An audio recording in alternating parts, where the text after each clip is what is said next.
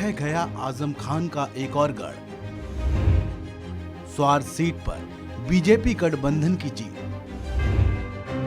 सपा की अनुराधा चौधरी को मिली मात।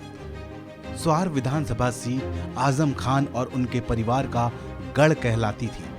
स्वार सीट को बचाना उपचुनाव में आजम के लिए बड़ी चुनौती था, क्योंकि इस सीट पर इससे पहले आजम के बेटे अब्दुल्ला आजम का कब्जा था, लेकिन आजम खान अपना ही गढ़ बचाने में असफल रहे हैं। स्वार विधानसभा सीट पर बीजेपी गठबंधन प्रत्याशी ने जीत दर्ज की है।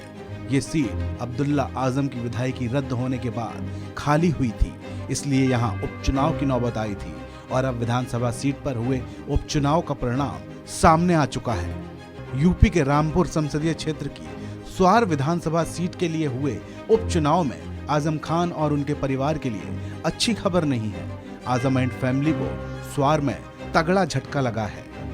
आजम खान के बेटे अब्दुल्ला आजम की सदस्यता रद्द होने के बाद उपचुनाव में बीजेपी गठबंधन की तरफ से अपना दल प्रत्याशी शफीक अहमद ने समाजवादी पार्टी की अनुराधा चौधरी को करारी शिकस्त दी। शफीक अहमद ने 8,884 वोटों से जीत हासिल की। स्वार सीट पर 6 उम्मीदवार थे।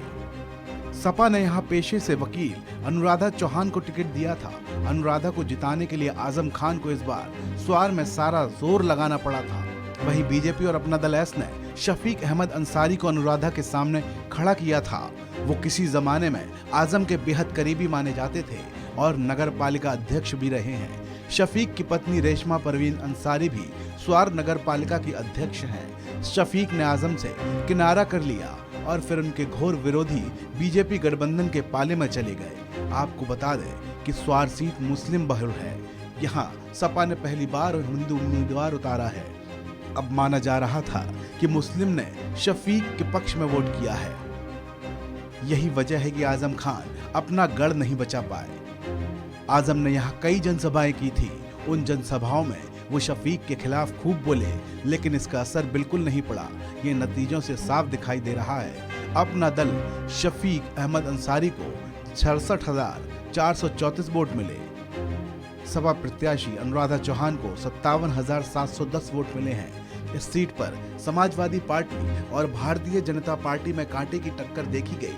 बीजेपी गठबंधन अपना दल एस के शफीक अहमद अंसारी और सपा की अनुराधा चौहान के बीच आखिरी तक कांटे की टक्कर चलती रही। आजम खान और उनके परिवार का स्वार सीट पर हमेशा दबदबा रहा। आजम के बेटे अब्दुल्ला आजम स्वार सीट से 2 बार विधायक रहे और दोनों बार आपराधिक मामलों में सजा की वजह से अब्दुल्ला की विधायकी गई। आजम ने जेल में रहते 2022 में अब्दुल्ला को स्वार सीट से सपा प्रत्याशी बनाया था। इसके साथ ही उन्होंने अपनी पत्नी तंजीन फातिमा को भी स्वार सीट से बतौर डमी उम्मीदवार उतारा था। इससे साबित होता है कि आजम के लिए स्वार सीट कितनी अहम थी। इस खबर में भी इतना ही। आप बने रहिए वन इंडिया के साथ।